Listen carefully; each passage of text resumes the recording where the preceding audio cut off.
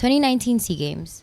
It was in Manila. It's a big event. It was the first tournament my parents were able to watch live. The moment I won that match, I ran to like my parents, and I still can't forget it because it's something that this is the dream, you know. My parents sacrificed too. I forget to acknowledge that. They sent their child to the Philippines and go on and achieve your dream. I like to think I wasn't an extremely selfish person or player throughout my career, but to be able to own my ending, I think was something that I needed. Just being able to walk away healthy from a physical standpoint was something that not a lot of guys in my sport get to do. With faith being my foundation, I know, I'm in good hands moving forward.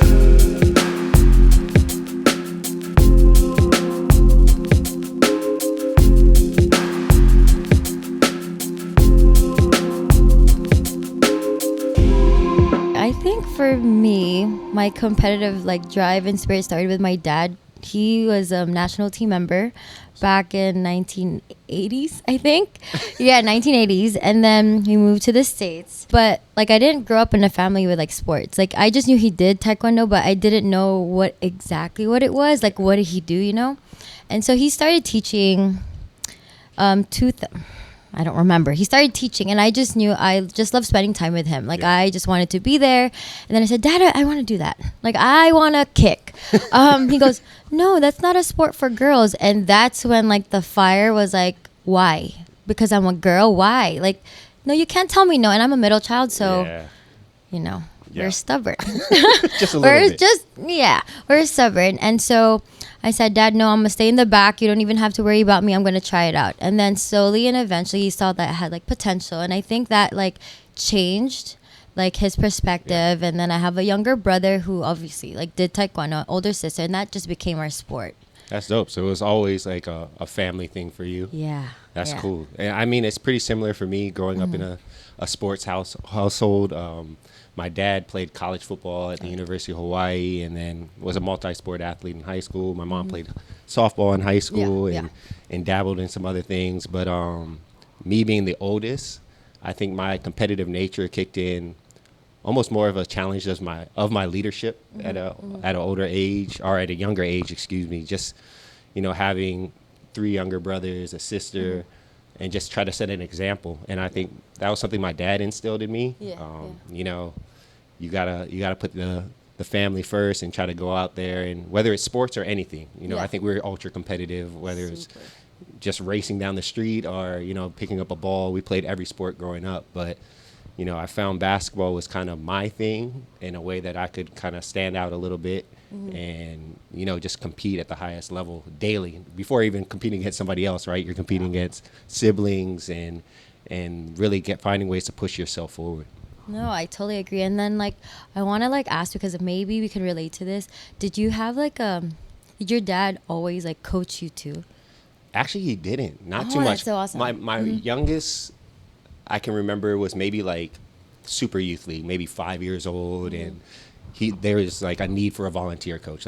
The head coach wasn't there, and my dad showed up. So we have one team picture where my dad is actually there, but other than that, he kind of was kind of young in his career too as a coach. So he didn't. It was a time thing more than anything. I'm sure if there was a little bit more time for him, he would have been more hands-on, but just a different experience. But it's kind of cool in your setting, in your sport especially, because individual sports, right? You have more one-on-one time with your coaches and things like that. How was it having your dad coach you? Like you said, he was kind of hesitant at first, go ahead and join the class. But how was it when you guys started building that relationship?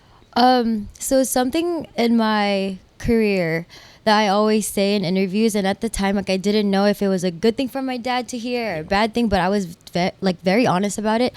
I grew up with a coach, not a father, which is, there's a lot of pros and cons with this, but one thing certain, if someone were to ask me, if you can go back in time and do it all over again, would you do it? Of course. I mean, he's my dad. I wouldn't be where I am now without it. Absolutely. He was all tough love, I guess when I saw in the Olympics a Taekwondo representative from the Philippines and a girl competing, I knew I wanted to be there. I didn't know how. I didn't know, oh my gosh, how am I going to do this, you know? But one thing's certain, I told my dad, I want to make it there. Yeah. I just don't know yet what we're going to do. But he said, okay, tomorrow, 5 a.m. You got 2 days. I'm like, Dad, I'm 8. Careful what you wish for. Careful what you wish for. I was like, Dad, I'm 8. Are you sure? Like, is this like okay? You know, but, you know, we put in the work together. We spent a lot of time together. But when I turned 13 and I got my black belt, it started to get really serious. Cause little flex there. 13, black belt. You know, what were you doing at 13? I wasn't kicking nobody. That's for sure. Yeah, no. When I was 13, I got my black belt, and that's when it starts to get serious, because you have to start deciding, what are you going to do? Are you going to represent the U.S. and try to make the national team here? And there were no like safety rules yet in Taekwondo, where you can join a junior division where it's like 15 to 17 year olds, and then senior division is 18 and up. And I was only 13. I said, yeah, let's do it. You know, like I've trained for this. So, yeah, it was different. My dad was coaching me, and of course he's a girl dad, so he's more strict on me. But, yeah, I think he did a good job. Yeah, shout out to Dad. Yeah, thanks, Got you Dad. ready.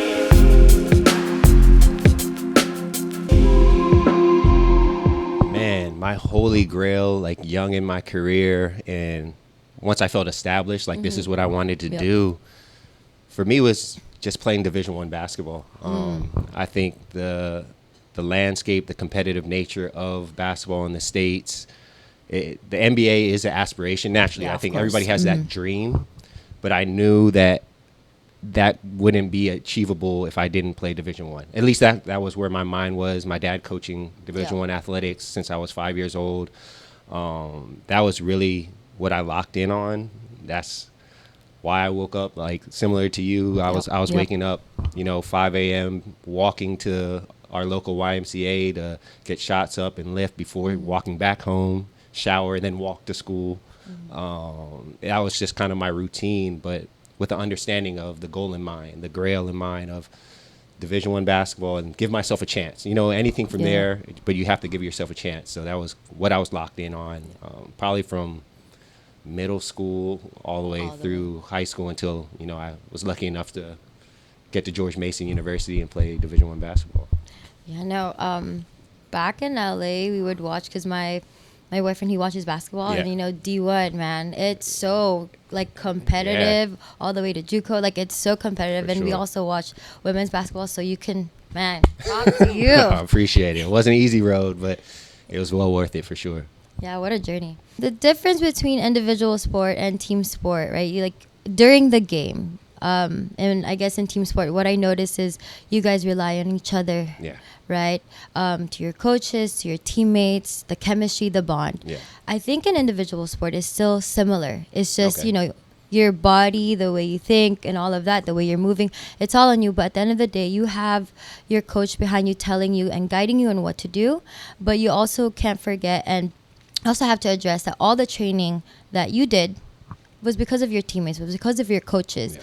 But I think on like game day and competition day, something that all of my teammates know, and if you guys watch this, you guys know, it looks like I'm very mean, and it looks like I'm like, I don't want to talk to anyone, but no, that's just how I prepare. I'm just so locked in. And it looks like I want to single myself out. No, it's just it's just like my ritual. Yeah. I guess I need silence. I need to be by myself to, I guess, arrive. Yeah. That's what that's the best way I can say it. I just need to arrive and be myself, and that's the best way I can do it. And how I do that is, of course, I just acknowledge that, yes, my teammates are here. Yes, we're here together, but who's going to be on the mat? It's you. It's you, and it's you versus you. So that's the mentality that I have. You acknowledge that, yes, it helped you, but you're the one in the court. You got to get it done. You got to get it done, yeah. I think, for me, as I mentioned earlier, you see someone representing Taekwondo in the biggest stage, right? But when I moved to the Philippines and made the national team over and over, I think I really had to prove to everyone why they're getting a Phil-Am to represent the the country in our sport. And I had to constantly prove that. And it's not just about participating in the competition. My holy grail was, I want to get a medal, and I want that gold medal. Because individual sport, it's really you have to lock in, and I have to people think you're just doing it by yourself, but no, in any sport it takes a village, right? So I told my teammates, hey, although it's my division, it's your division, we got to do this together. So that was my holy grail, is to get a medal in a sport that not a lot of people know about yet, let alone in women's sports. So, you know, after stepping on different stages, I'm like, okay, we can't just participate, guys. We have to make it. We have to show people why Philippines in the Taekwondo world, we are up there too. I think I learned also, my first Asian Games was 2010. Okay. Can you imagine? 2010, I was the youngest one in the delegation. I was only 13. And I didn't know what I was doing. 13, Orion. Oh, my middle child, 13. Let's get to it. Goodness. No pressure. My bad. My bad. No pressure. Yeah, Cash, you're older than so. But yeah, sorry to take over here. No, you're good. No, you got to 13. tell. Yeah. So I guess there's a responsibility too, and I didn't know it at the time. But one thing certain is, I kept in my mind that if this is what we're gonna go for, we have to set an example. Yeah. Right. I didn't even know that Taekwondo could have been a career path. Right. I had no idea. What I was so certain about is, this is a dream. It's such a privilege, and I'm having so much fun. Yeah. Even though I'm dying in training, I'm dying in competition, everything hurts, but it's fun. Yeah. You're living the dream, you know. Did you ever try team sports growing up? Because I'm hearing, I'm like, naturally it's a bit of a control. Like, you want to be able to control the outcome, right? Like it's in your hands. So I'm trying to think of, sometimes that mindset doesn't fit in a team component. Like, did you try team sports growing up? Well, before I answer that, Okay. I guess it's not more so you want to control the outcome, but just be present and control what you can control. Yeah. It took me a couple years to learn that. When I was 13, I definitely didn't know that. Right. If I lost, it was just like, oh, it's the end of the world. What's going on? You know? But then trying a team sport, you know, just learning how to play basketball with like my cousins or something. It's very hard. It's like, you told me to stay in this spot. Why didn't you go to your spot? You know, like you get very like, hey. I'm doing what I'm supposed to do. Why aren't you doing what you're supposed to do? Yeah, so it's a practice. It's honestly a practice. And my dad, obviously, he's just a natural coach. He would just be like, hey, this is a practice for you to control your emotions and control what you can control. And then again, that it applies. Yep. I mean, once an athlete, always an athlete, you know? So it mimics life. Yeah.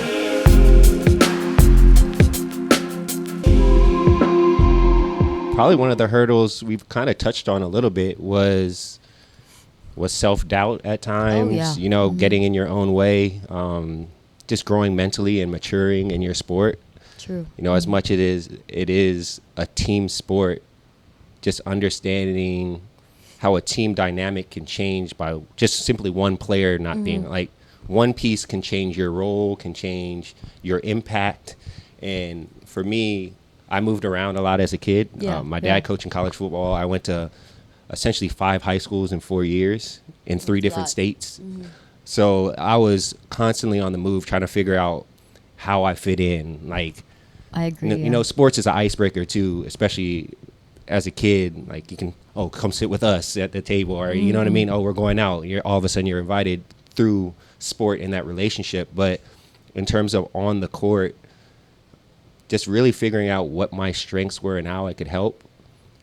Really, I really think all that moving actually shaped me as a player. Like, I'm able to, you know, go defend this guy, or, you know, we need you to be a little bit more aggressive here. I'm able to adjust faster, but it was a mental hurdle for me for a long time, because I knew I loved the game, but damn, we moved again. Now, how do I even find joy in it again, right? I wasn't doing what I did before. So I think it was more of a mental hurdle and getting through those situations that were out of my control, like you said earlier, and kind of finding peace in the things that I couldn't control and the work that I put in. How were you able to adapt here in the Philippines? Actually, I think my moving as a kid helped me. I think, you know, my Filipino side being in Hawaii, and then my dad getting the coaching. So we go from Hawaii, Arizona to Virginia to Maryland, Pennsylvania, Texas. Like, we're all over the place. So being the new kid in an age where there was no social media, like, you can kind of recreate yourself and kind of get a vibe for the room and see how situations are playing out. So I think when I moved here in Something. 2007. It helped me a lot because I always respected culture, no matter where it was. You know how the States is. Oh, yeah. You could be It's a melting pot. in two different cities in the same state, and it's totally different. You could be in LA and then go to the Bay. It's totally different. You can go New York and be in Baltimore or Philadelphia, totally different. So I think those moves prepared me to be a 21, 22-year-old kid to come out by myself and be prepared for anything, because it's just a respect level that I have for people, no matter what your job is or, you know, who you are. I'm going to respect you the same way, and I think that helped. I have this like almost similar thing, just, you know, going back and forth from LA to Manila. Yeah. It was at first a struggle because it's like I didn't know where I belonged. I didn't know where I fit in. I wasn't Filipino enough, or I wasn't too American. You know what I mean? It was just like, even the language barrier too. Yeah. Even now, like I can speak Tagalog, but not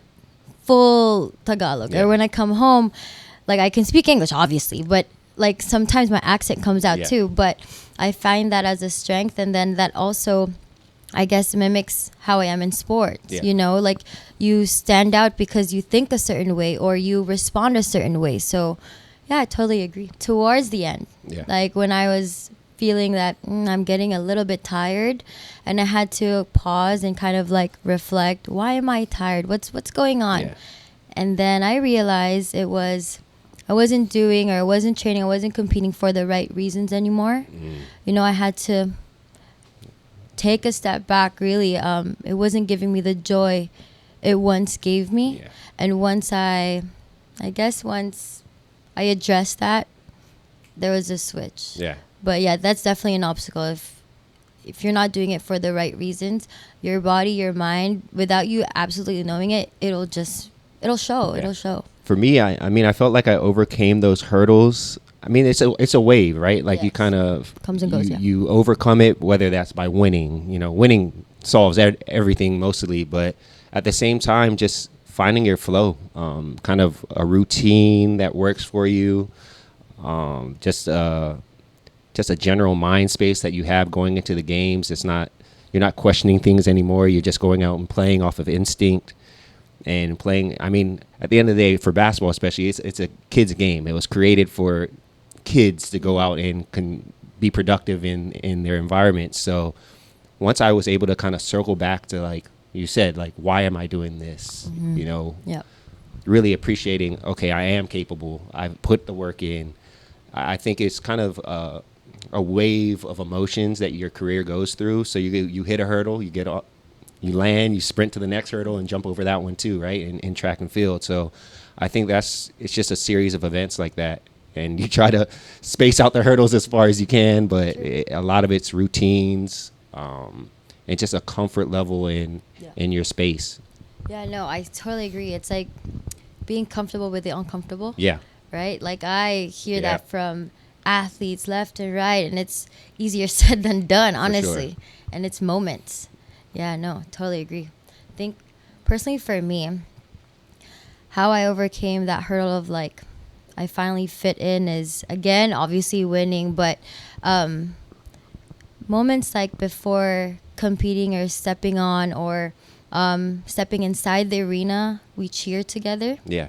And you hear Pilipinas, so you hear Pauline Lopez, Philippines. Yeah. That's where the moments I feel like I fit in. Yeah. I'm representing the country where my parents came from, where my blood's from, you know. Yeah. That's those moments. But obviously, again, it comes and goes. But when I officially moved here 10 years ago. 10 years ago. Trust me, it's not that long ago. but today, I mean, literally today was the mark. Oh, wow. Yeah, 10 years ago today. Happy anniversary. You know, on like Facebook, like the memories, I was like, 10 years ago today? Are you sure? That's crazy. Yeah, I feel like I've come such a long way. So speaking to like the mental, physical hurdles of competition, in terms of Taekwondo, like where do you go mentally? Like if you get caught with one, it's like, how in the middle of how long are the rounds? How are the? Oh, back then, 2 minutes, 3 rounds. So 6 minutes of your life. So if you get like caught 36 seconds into a round, like where do you go like to regroup and kind of Okay. reestablish yourself to be like, all right. So my coach and my pops always told me something I picked up: be a goldfish. Forget it. Yeah. You like if you use like, for example, you get smacked in the face really hard and you want to take revenge and hit him back. It's not gonna go the way you planned it in your head, because you want to hit back with like anger and like getting them back. But if you think of it like as competition, like, oh, nice hit, okay, my turn. Yeah. Let's go. You have to be quick with it. Of course, you're not perfect. Like, it's going to happen. But again, you have to learn from it. And then you get smacked again the same way you were smacked. And I'm like, okay, all right, I got to learn today. Yeah. Okay. But no, I usually use like breathing, because breathing techniques help in our sport. Because once, for example, you get the wind knocked out of you. Yeah.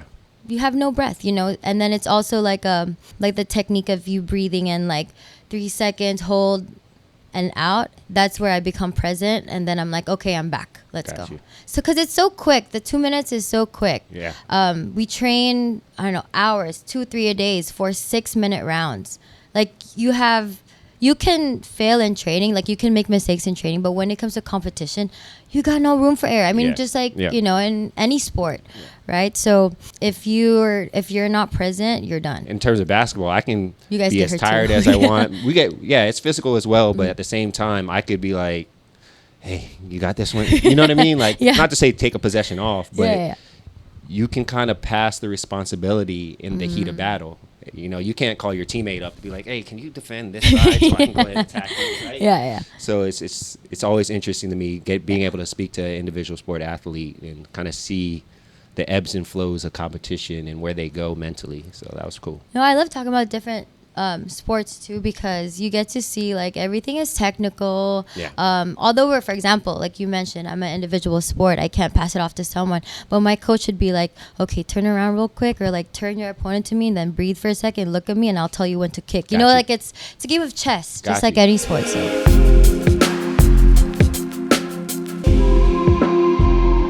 when did you first compete for the Philippines? My first competition was actually before I even turned pro.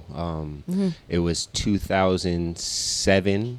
This was actually the Olympic qualifier, but it was FIBA Asia was in Japan. We were in Tokushima, Japan, and I was the young guy on the team. This is I was less than 6 months removed from my last game in college, and I found myself running around with probably some of the greatest players to ever play in the PBA and represent the country. So it was a pretty cool experience for me. So awesome. So how did you feel when you first got that call or that email, that message that, hey, you're competing? Yeah. I mean, like I said, my college career ended, heartbreak loss. My last game, I can still replay it. The losses always hurt more, right? Yep. But so the next week I was flown out. The national team was actually in LA for a training camp. So it was essentially a tryout for me. They didn't say it was a tryout. They were like, oh, just come out, work out. We'll see how it goes. Us. Yeah. So I guess I felt like I did pretty well. I mean, it worked out. But I go back to George Mason, finish my senior year. And I think it was my dad actually who called me. My dad I didn't have an agent at the time. I didn't have an agent at the time. But my dad was, unbeknownst to me, I didn't know. I hope did I say that right? I don't. You did. I think so. But I didn't know my dad was actually in contact with coaches here, manager of the national team at the time. But I get a call from my dad saying, hey, I think you're gonna, get an opportunity to play. And then next thing you know, that's followed by a series of emails. So I'm in the States. National team is traveling at the time, training camps, go outside of the country. So I actually flew from either Baltimore or DC to Serbia by myself. But my connecting flight was in London. I believe it was in London. So I actually met the team in London. So I beat them there. I'm sitting like at the gate by myself, like waiting for the team. I don't even think my phone worked. But met the team there. We go to training camp in Serbia and kind of never went home, basically. Just was on the national team. Rest is history. Yeah, that's so awesome. How did I start? 13? 13. Yeah, so you went from like, what grade were you? That's what, seventh Freshman? grade? No. I Eighth was like grade? 8th grade going into freshman year. Okay. So, yeah, I know, right? So I just visited the Philippines by myself. Like I flew out by myself with like my coach, and my Okay. parents were like, "Yeah, go. You need to do the training camp because there's U.S. national team tryouts, and what we have is like U.S. Open. You Yeah. know, in the U.S. they have like." For example, like AAU, it's so Got you, big, right? got you. So Taekwondo World, we have something very big, and we really prepare during the summer. It's like I had no summers for like forever. I was about to say. Forever. Like my friends would go like, let's go to the movies or whatever. I'm like, oh, I can't. I got training. Yeah. Like, yeah. And then I flew to the Philippines. It was my first time being back after years. And my coach, he was a Taekwondo national team player before, also an Olympian too. Okay. So not my dad, Gotcha, a different coach. And then he said, "Hey, let's just go to the training center and train with the team and like meet them." And at the time, I was like a tall 13-year-old. Yeah. And it's just so funny because I understand full Tagalog, okay? Yeah. But I couldn't speak. And everyone thought that I didn't speak Tagalog. And they're talking smack that I'm like, oh, we're going to beat this girl, whatever. I'm like, I bet. Come here. Come on. Yeah, but then, like the seniors, in Taekwondo, you have to bow to them. You have to be very respectful. Yeah. It's a traditional martial art. And of course I was. But one thing I think that stood out, looking back at everything, is that although I respect you, I'm going to fight you like I respect you, not care what your name is and who you are. And I think that's different in the Taekwondo world. Like, they didn't have that yet. Yeah. Like, if you're a senior, you kind of didn't hit as hard, or you didn't, for girls, I guess. But for me, I think I wanted to set the tone. That's that middle child. I hear You hear it? Yeah. Don't take it easy on me. Yeah. I get it. So, like, always, the first, like, when they, we bow to each other, then they say, like, start. First kick, I want to hit him in the face to set the tone right away that I'm serious. But I didn't even know what I was being serious for. Right. I just, like, I'm such, like, a locked-in athlete, I guess. I just want to be the best all the time. But then I guess I was going to go home already, but the head boss, we call him boss, the head grandmaster said, "Hey, you want to come to Korea with us?" And I mean, as a 13-year-old going into high school freshman year, I'm going to miss my first day of high school. So that's like a big thing. And I was like, sure. Why not? Right. It's important in my life. Why not? And then I went on to win double gold medals, and then came back and flew back to LA. A couple of months later, it was Asian Games 2010 in Guangzhou, China. In China. And then I had an exam on Monday. They messaged my dad on Friday and said, "Hey, you got to fly her home. She's going to compete and represent the country." And then I was like, "Dad, I have an exam." He was like, "Who cares about the exam? We'll figure it out later."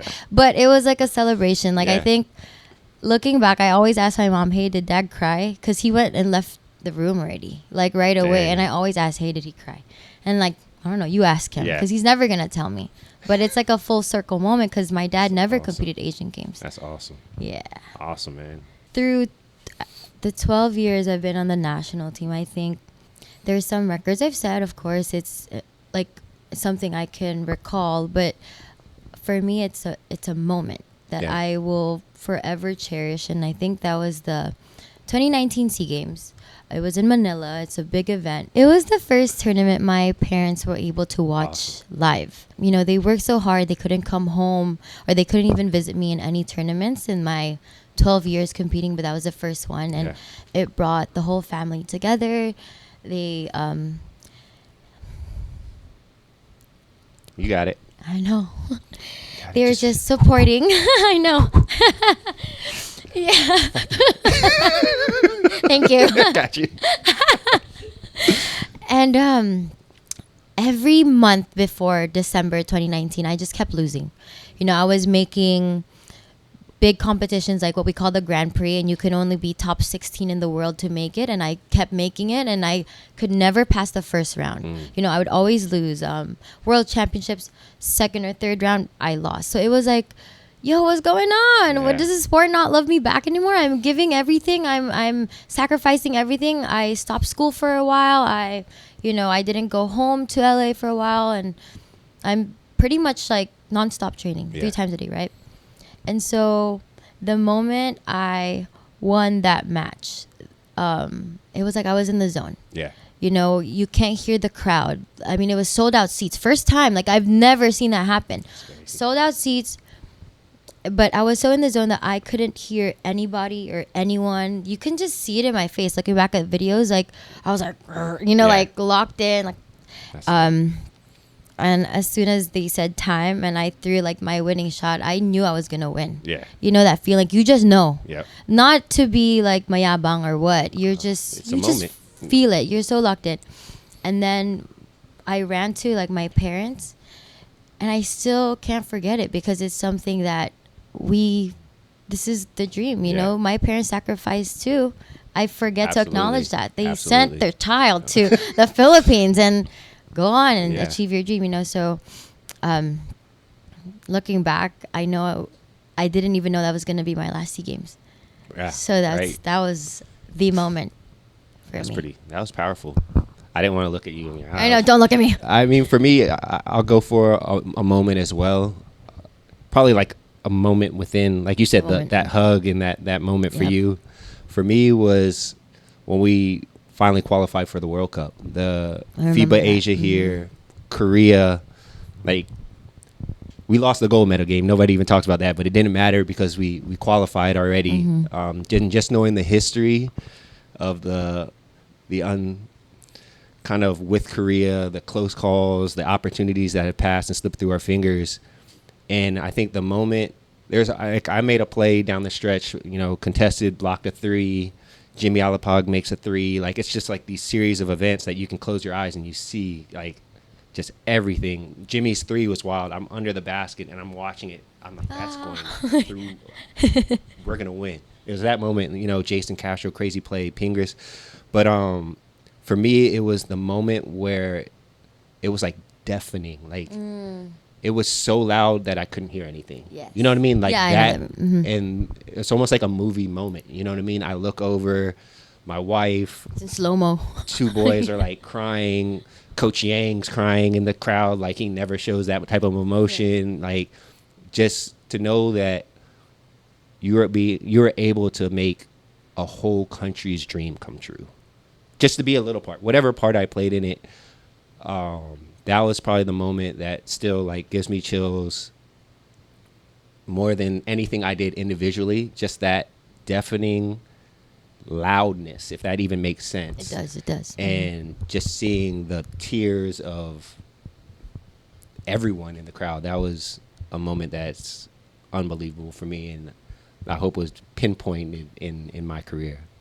Yeah, I think like when you look back at everything, it's not even like the awards or the achievements. Yeah. It's the moments you make, like how you were with your teammates, with your coaches. I think these are the things that like we'll forever remember. For sure. I agree with you 100%. Like leaving a legacy. I didn't even know I could do that or that was a possibility, especially in this sport. Yeah. Not a lot of people knew what Taekwondo was. Not a lot of people did Taekwondo, let alone women. But I think the idea just started to form, I guess, where I competed in SEA Games in 2019 in Manila. And it was just a surreal moment. I can still remember it. But it's when after the fact, after winning, these young toddlers or young girls or young boys would come up to me, Coach Pao, I want to do Taekwondo, just like you. And I was like you kind of like, really? Like, 1, first of all, you know me. Yeah.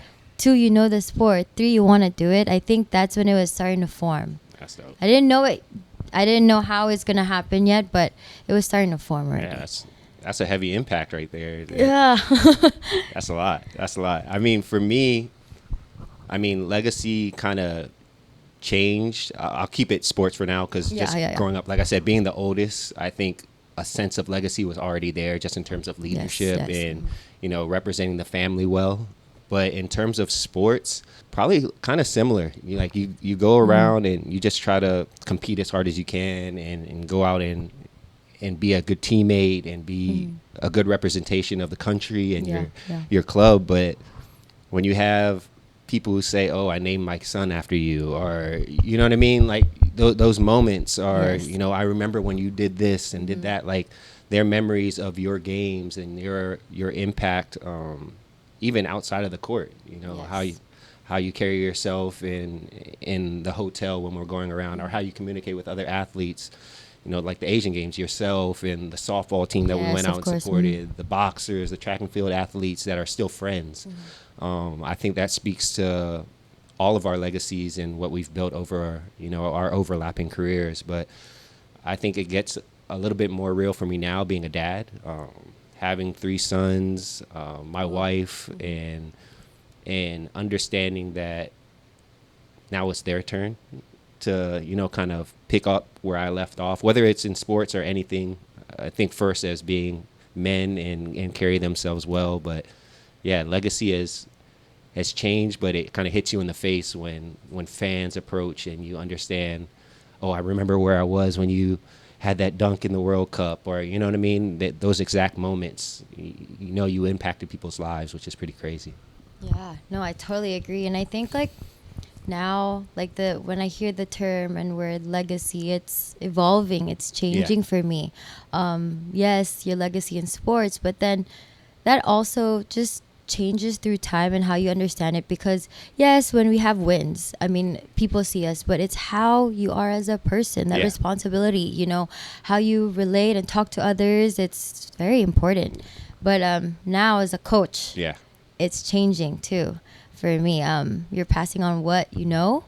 And it's not even just about kicking and punching for me. It's not even about the sport only. It's how because most of my students are girls. Got you. Most of them are girls, and it's how they carry themselves, how they are when they step in the room. Yeah. You know, like that, I think for me that's my definition of legacy. That's awesome. Wait, I gotta say this too. My student, she just made the national team. So Hey, I was let's like, go. that's legacy. How old is she? She's 13. 13? 13. Dang, that's full circle. Yep. That's dope. Yeah. Just a proud coach. Yeah.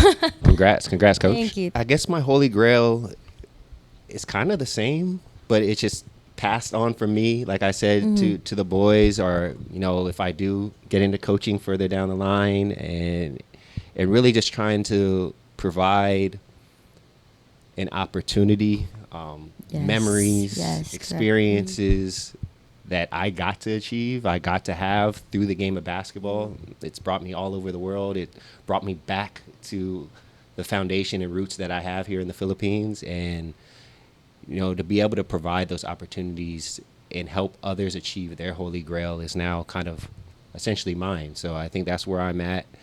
And I'm not sure what it will look like. You know, there's no telling. I'm newly retired, about 1 month in, and trying to figure out the next steps. I know, right? But yeah, I'm excited to help others achieve their holy grail and be a part of their story in any way that I can. Oh my gosh, I completely 1000% agree.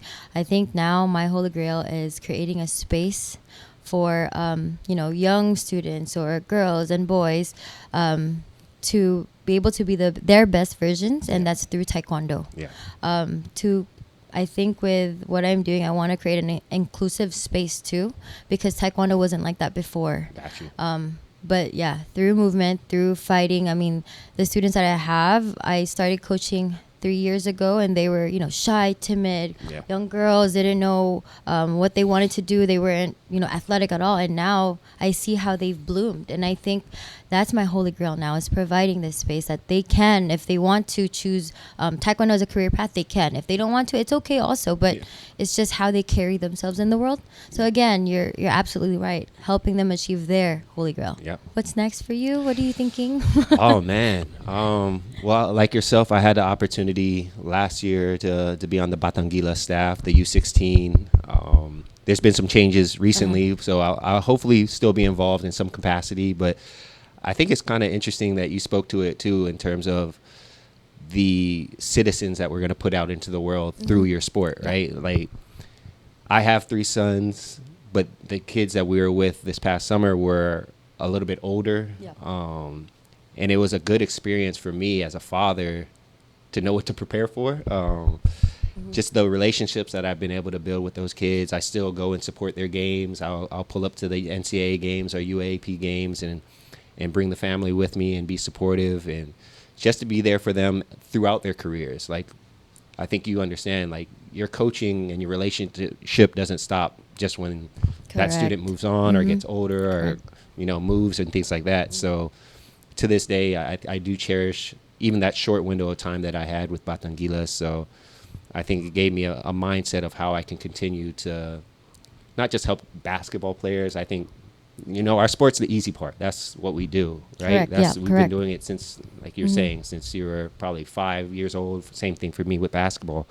But now it's really just finding ways to enhance talent, to push talent, but also build just better people.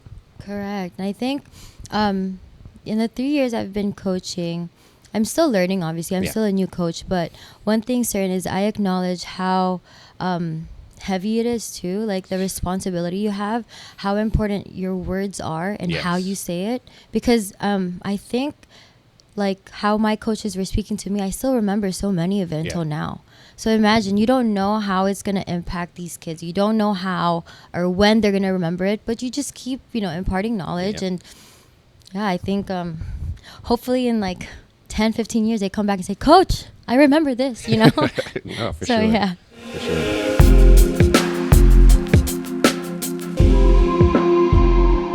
What makes your career a successful one?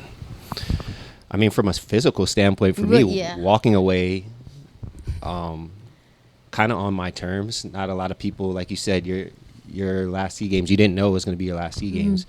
I was able to build a relationship with my management, an understanding from my family to make a decision to walk away on my own 2 feet, not on somebody else's call. I like to think I wasn't an extremely selfish person or player throughout my career, but to be able to own my ending, I think was something that I needed. Just being able to walk away healthy from a physical standpoint was something that not a lot of guys in my sport get to do. You know, maybe for some was a little too early, but for me, it was just felt like the right time.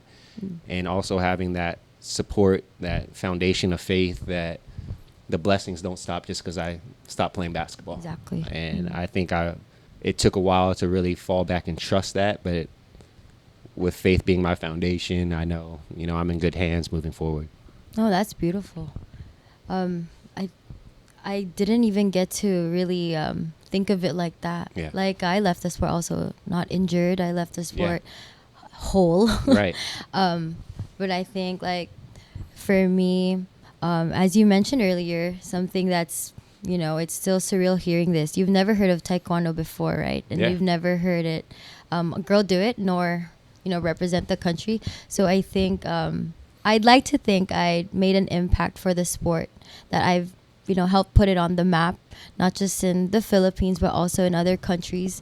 And on top of that, I'd like to think what made my career successful is the impact it made to others. Like, when I go back home to LA, I still visit the Taekwondo gyms there, but I see fellow Americans trying to train really hard because they want to represent where their parents came from. They're out there not just training, but they're also trying to learn the language, which to me, I'm like, wow, like, you guys are really doing this. And then they would say, it's because of you, coach. And I'm like, no. But yeah, no, they ask for advice. They would ask, hey, like, what did your dad do? Or like, what did you do? How did you feel when you went to the Philippines? And I think, to me, that's what made it really successful, like my career.